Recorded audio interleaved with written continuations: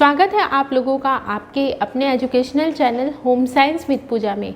Friends, जैसा कि मैंने आपको बताया था कि अब हम जीके का भी पोर्शन कवर करेंगे इस वीडियो के अंदर। तो चलिए, पिछली वीडियो में मैंने आप लोगों को राजस्थान के लोक देवियों के बारे में बताया था, तो अब हम पढ़ेंगे लोक संत। राजस्थान के लोक संतों के बारे में आज हम डिस्कस करेंगे। राजस्थान के लोक संतों में सबसे पहला नाम जो आता है वो आता है जम्बो जी का।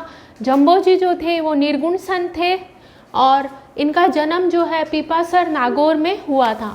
पीपासर नागौर में इनका जन्म हुआ था और इनकी मृत्यु मुकाम बीकानेर के अंदर हुई थी। और बीकानेर में ही फागुन माह में और फागुन और आसोज माह के अंदर जो है जम्बो जी का बड़ा मेला लगता है। फिर से देख लीजिए, जम्बो जी जो थे वो निर्गुण संत थे और उनका जन्म पीपासर नागौर में हुआ था। इनकी मृत्यु जो है मुकाम बीकानेर में हुई थी। और बीकानेर में ही आसोज और फागुन माह में मेला लगता है जम्बो जी का। आराधना पर ये निर्गुण विष्णु भगवान जो थे निर्गुण संत थे और विष्णु भगवान की आराधना पर ये बल देते थे। जम्बो जी जो है निर्गुण संत थे और इन्होंने विष्णु भगवान की आराधना पर बल दिया। 1485 में विष्णोई धर्म का प्रवर्तन किया जम्बो जी ने। फिर से देख लीजिए, जम्बो जी जो थे उन्होंने 1485 में विष्णोई धर्म का प्रवर्तन किया, विष्णोई धर्म का निर्माण किया। और जम्बो जी जो थे वो पर्यावरण वैज्ञानिक थे और इन्होंने गौ हत्या को बंद करने के लिए सिकंदर लोदी से भेंट की थी। ये बहुत ही इम्पॉर्टेंट है और एग्ज़ाम में पूछा जा सकता है। जम्बो जी जो थे, जम्बो जी ने गौ हत्या को रोकने के लिए सिकंदर लोदी से भेंट की थी। तो ये बहुत ही इम्पॉर्टेंट है और पूछा भी जा सकता है एग्ज़ाम में, तो आप इसे नोट डाउन कर लीजिए। जसनाथ जी सिद्ध जो थे वो सगुण संत थे। तो आगे बढ़ने से पहले मैं आपको सगुण और निर्गुण में अंतर बता देती जान लेते हैं। सगुण और निर्गुण में अंतर। सगुण का मतलब होता है जब किसी भगवान की प्रतिमा यानी मूर्ति बनाई जाए, उसका मंदिर बनाया जाए और उसमें उनकी पूजा आराधना की जाए तो उसको बोलते हैं सगुण।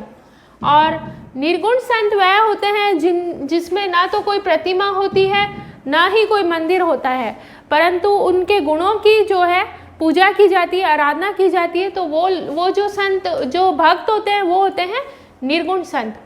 तो जो जम्बो जी थे वो निर्गुण संत थे और जसनाथ जी सगुण संत थे। इनका जन्म 1482 में जाट परिवार में हुआ था और जगह कौन सी थी? कतरियासर बीकानेर गांव। यहाँ पर एक बहुत बड़ा मेला भी लगता है जसनाथ जी सिद्ध के नाम से और जसनाथ संप्रदाय भी देखा जाता है। और ये लोग क्या है करते हैं, अग्नि नृत्य भी करते हैं इस समय। जसनाथ कतरियासर जो है बीकानेर गांव के अंदर है और यहाँ पर हमें जो जन्म जो हुआ था जसनाथ जी का वो 1482 में जाट परिवार में हुआ था। और इनका जो जन्म है उस समय हमीर जाट और रुपादे जो थे ये दो व्यक्ति थे। इनको ये एक नदी के किनारे यानी एक तालाब के किनारे पर मिले थे। फिर से देख लीजिए, जसनाथ जी सिद्ध जो थे वो सगुण संत थे। इनका जन्म 1482 में जाट परिवार में हुआ था और ये कतरियासर गांव है, वहाँ पर इनका जन्म हुआ था। और ये जो जसनाथ जी सिद्ध थे वो तालाब के किनारे हमीर जाट और रुपादे को मिले थे। जसनाथ जी ने 24 वर्ष की आयु में जीवित समाधि ले ली थी। और कब ली थी? 1506 में। 1506 में जसनाथ जी ने 24 वर्ष की आयु में जीवित समाधि ली थी। जसनाथ जी सिद्ध जो थे उनके प्रमुख ग्रंथों में 3 ग्रंथ प्रमुख आते हैं, वो हैं सिबूदड़ा, कोड़ा और जल झुमरो। ये बहुत ही इम्पॉर्टेंट है और एग्ज़ाम में पूछा जा सकता है, कई बार पूछा जाता है, तो आप इसे अंडरलाइन कर लीजिए। जसनाथ जी सिद्ध के जो 3 प्रमुख ग्रंथ थे वो कौन कौन से थे? सिबूदड़ा, जल झुमरो और कोड़ा। अग्नि नृत्य जो है वो जसनाथ संप्रदाय द्वारा किया जाता है और अग्नि नृत्य करते समय, अग्नि का जो डांस करते हैं ये लोग, उस समय ये कुछ बोलते हैं और वो बोलते हैं फतेह फतेह और सिद्ध स्तंभ, ये बोला जाता है उनके द्वारा। तो ये भी पूछा जा सकता है कि कौन से उच्चारण किए जाते हैं अग्नि नृत्य करते समय, तो इसका आंसर क्या होगा, फतेह फतेह और सिद्ध स्तंभ जी, इनका उच्चारण करते हुए अग्नि के ऊपर जसनाथ सिद्ध के जो लोग होते हैं, जसनाथ जी संप्रदाय के जो लोग होते हैं, वो अग्नि नृत्य करते हैं। मीराबाई, मीराबाई जो थी वो सगुण संत थी और ये राजस्थान की मीरा भी कहलाती है। राजस्थान की राधा, राजस्थान की जो राधा है वो कौन कहलाती है, मीराबाई। मीराबाई सगुण संत थी और ये राजस्थान की राधा कहलाती है। इनका मूल नाम था पेमल और इनका जन्म 1504 में मेड़ता में हुआ था। इनके पिता का नाम था रतन सिंह और इन्होंने खानवा के युद्ध में सांगा के साथ जो है खानवा के युद्ध में युद्ध लड़ा था। फिर से देख लीजिए, इनके पिता थे रतन सिंह और इन्होंने खानवा के युद्ध में सांगा के साथ युद्ध लड़ा था। इनके दादा थे राव दूदा और पति जो थे वो भोजराज थे, परंतु कर्नल टोडरमल के अनुसार, कर्नल टोडरमल जो हैं उन्होंने, उनके अनुसार उनके पति जो हैं वो कुंभा हैं।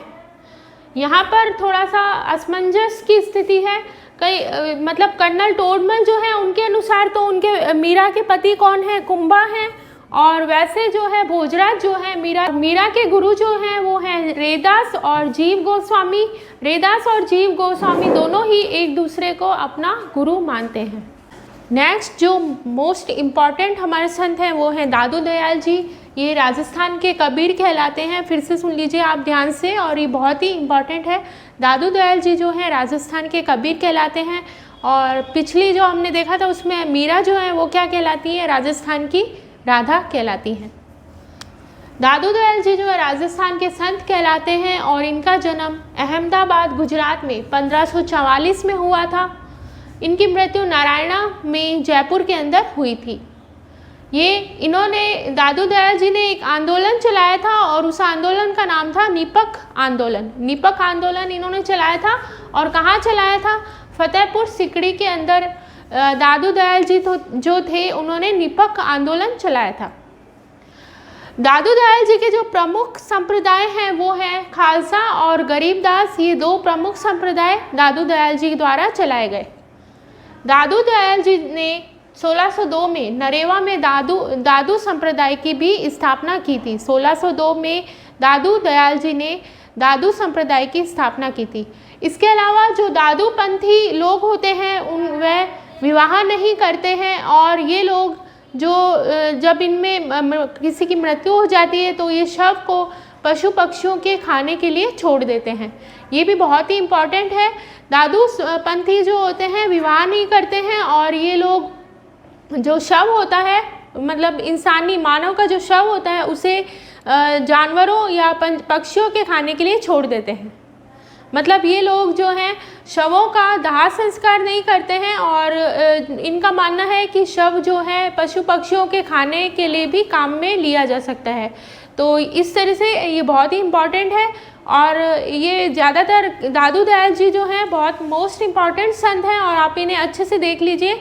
और जितने भी मैंने इस वीडियो में संत आपको कवर करवाए हैं वो बहुत ही इम्पॉर्टेंट है, ज़्यादातर एग्ज़ाम में पूछे। तो इसके साथ ही आज का हमारा समय यहीं पर समाप्त होता है और उम्मीद है आप लोगों के लिए ये वीडियो यूज़फुल रहेगी। मिलेंगे फिर से एक और बहुत ही इम्पॉर्टेंट और यूज़फुल टॉपिक के साथ। जब तक के लिए बने रहिए आपके अपने educational channel home science with Pooja में, जिसका मूल मंत्र है ऑलवेज सक्सेस। मिलते हैं नेक्स्ट वीडियो में। बाय।